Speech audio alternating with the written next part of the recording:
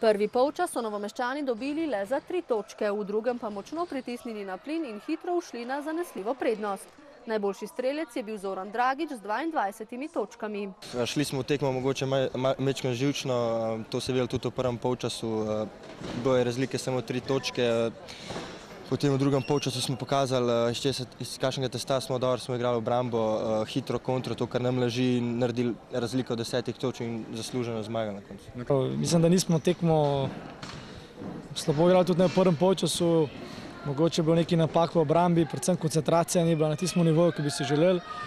To smo popravili v drugem polčasu in zasluženo zmagali.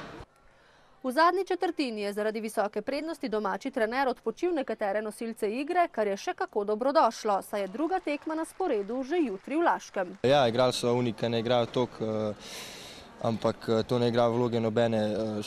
Še zmeraj v torek gremo na zmago in da imamo čim več časa pred finalno serijo.